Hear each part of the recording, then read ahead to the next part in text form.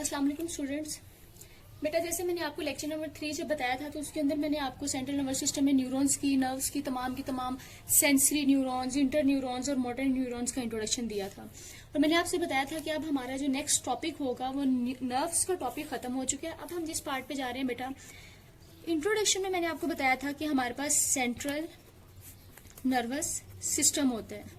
अब central nervous system क्या है, इसके अंदर दो पार्ट्स आते थे। अभी जो हम जिस चीज को डिस्कस करके आए थे वो पेरिफेरल नर्वस सिस्टम था, जिसके अंदर सारी की सारी नर्व्स आती थी।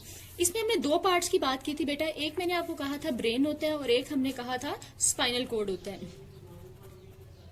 यानी कि जो हमारा सेंट्रल नर्वस सिस्टम है वो दो हिस्सों पे मुश्तमिल होता है। एक हमारे पास ब्रेन होता है, दूसरा हमारे पास स्पाइनल कोड होता है।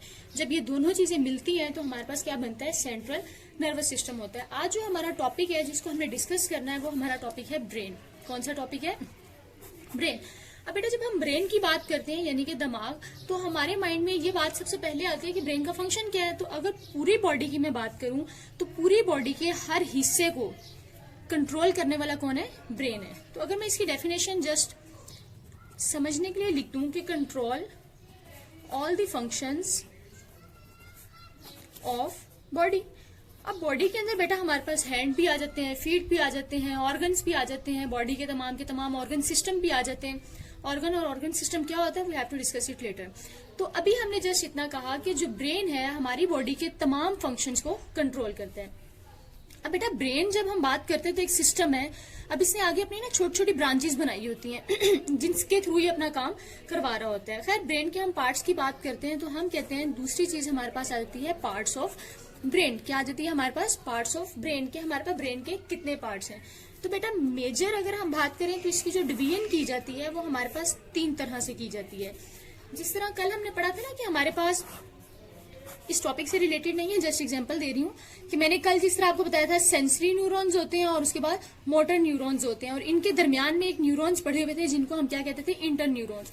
तो कुछ मिलती जुलती चीज देखिए यहाँ भी हमारे पास आती है। सबसे पहला पार्ट हमारे पास आता है फोर ब्रेन। कौन सा पार्ट आता है? Fore brain. फिर उसके बाद बेटा हमारे पास आता है मिड ब्रेन।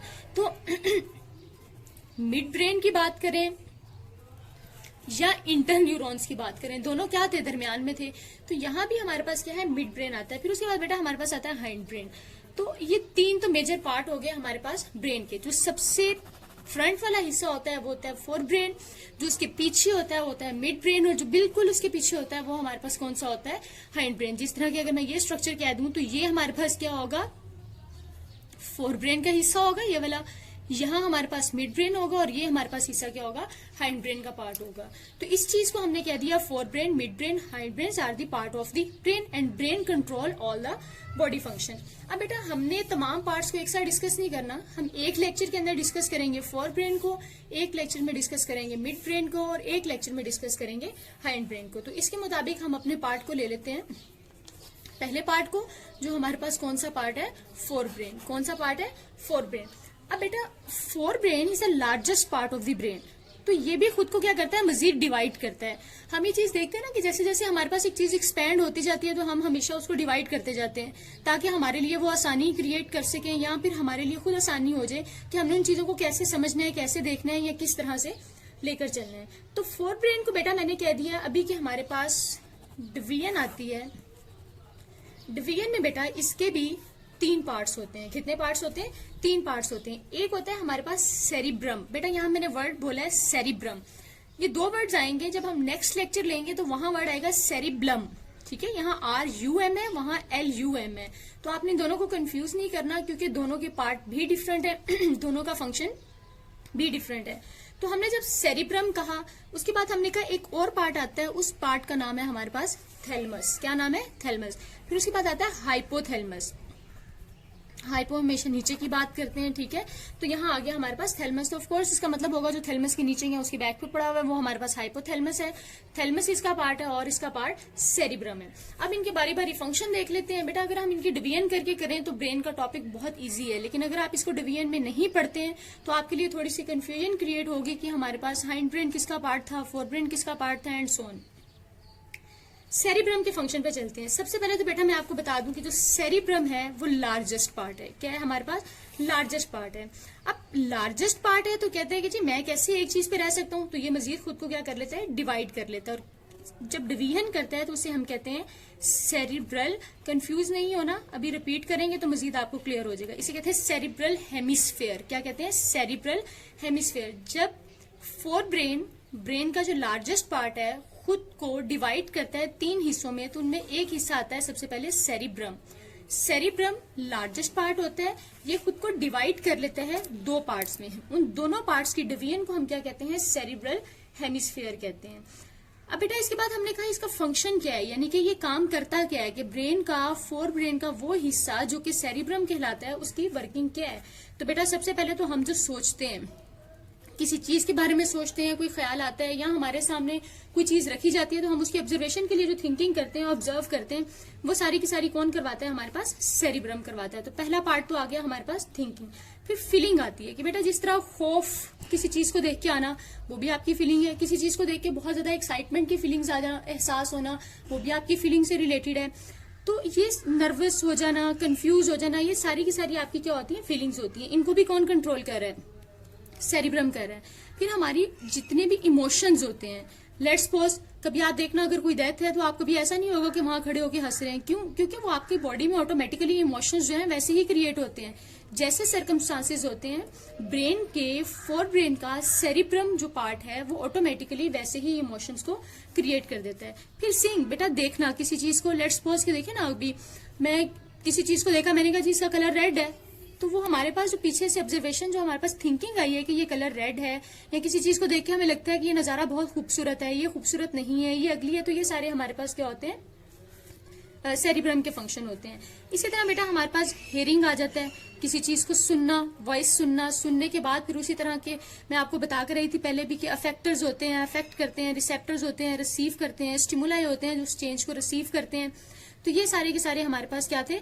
जब ये तीनों, आप देखिए ना, इसका हमारे पास किस तरह से कनेक्शन क्रिएट होता है। जब स्टिमुलाई, सेंसरी न्यूरॉन के स्टिमुलाई ने चेंज को फील किया, फील करके फौरन से वो रिसेप्टर्स को भेजते हैं कि उस चेंज को रिसीव करें। रिसीव करने के बाद वो अफेक्ट करवाते हैं। तो बेटा ये रिसेप्टर्स और अफेक्टर के दरमियान का जो डिस्टेंस है वो किसके थ्रू होता है? सेंट्रल नर्वस सिस्टम के थ्रू। और वो कौन सा पार्ट करता है? ब्रेन। ब्रेन क्या करता है? फौरन से फोर ब्रेन को मैसेज भेजता है, फोर ब्रेन सेरिब्रम को मैसेज भेजता है, सेरिब्रम आगे से फिर हमारे पास हियरिंग, सीइंग, इमोशंस, फीलिंग्स और थिंकिंग जैसी तमाम की तमाम वर्किंग को करवाता है। तो बेटा ये तो हमारे पास आ गई। इसके अंदर और भी फंक्शंस आते हैं हमारे पास। परसेप्शंस, किसी चीज की आपने करनी है, पेशेंट को ही करनी है किसी चीज के बारे में। मेमोरी, किसी चीज को आपने बहुत लंबे टाइम के लिए याद रखना है, तो वो सारी हमारे पास आ जाती हैं, जो कि जिस तरह अभी मेरे टॉपिक पढ़ाने के बाद आपको फिर याद नहीं रहेगा, तो इसका मतलब आपका सेरिब्रम थोड़ा सा वीक है। इसके बाद हमारे पास आ जाता है स्पीच, बोलने से रिलेटेड हमारे पास सारे के सारे काम। जिस तरह अभी हमने कोई बात सुनी, सुनने के बाद हमने फौरन से रिस्पॉन्स करना है, तो हमारी टंग तक जो मैसेज जाना है वो किसके थ्रू जाना है? सेरिब्रम के थ्रू जाना है। और लेकर जाने वाली कौन होती है? नर्व्स होती हैं। फिर उसके बाद डिसीजन मेकिंग, लेट्स सपोज बेटा ये हमारे ना बॉडी के अंदर वैसे भी इमरजेंसी हार्मोन होता है कि जैसे ही लेट्स सपोज हम कहते हैं कि आप एक गाड़ी के आगे खड़े हो या फिर आप चल रहे हैं पैदल, तो आपके आगे गाड़ी आती है, तो फौरन से आपकी बॉडी जो है वो ऑटोमेटिकली एकदम से मूव होती है साइड पर। तो ये आपकी बॉडी को ब्रेन से हार्मोन रिलीज एक होता है जो मैसेज भेजता है कि जी फौरन से यहाँ से हटा जाए। आप वहां से फौरन से अपनी लोकेशन से हट जाते हैं। फिर उसके बाद फौरन से आप ये देखते हैं कि अगर नॉर्मली आप चल रहे हैं, कोई डिस्टेंस ऐसे क्रिएट नहीं होता है, तो ये सारे के सारे जो आपको at the spot decision making करनी होती है, आप किसी भी जगह पे टेस्ट कर रहे हैं तो आपके पास 5 मिनट रिमेनिंग है जस्ट, तो आप फौरन से अपनी स्पीड बढ़ा देते हैं कि जी क्यों, हमें अभी के अभी ये काम करना है। तो this all are related to decision making. तो यहाँ इसी तरह से डिफरेंट और तरह से भी आ जाती हैं। खैर आपकी एग्जाम्पल के लिए इतना बहुत है जो मैंने आपको गाड़ी की एग्जाम्पल दी है कि फौरन से इमरजेंसी हार्मोन हमारी बॉडी को वहां से मूव करवा देता है। तो बेटा ये तो आपका पार्ट आ गया फोर्थ ब्रेन का, इसमें से सेरिब्रम का जो हमने डिस्कस कर लिया। अब हम कहते हैं कि ये काम तो सेरिब्रम का था, तो फिर थैलमस का काम क्या है? कि सारा काम तो देखिए ना मेजर पार्ट फोर्थ ब्रेन का कवर कर चुका है, यानी कि मेरे तो ख्याल में यहाँ बॉडी के जितने भी फंक्शंस थे वो सारे के सारे कंट्रोल्ड हैं। अब जब ये काम कंट्रोल हो गए हैं तो थैलमस क्या करता है? बेटा ये सेंसरी इंफॉर्मेशन को कंट्रोल करता है।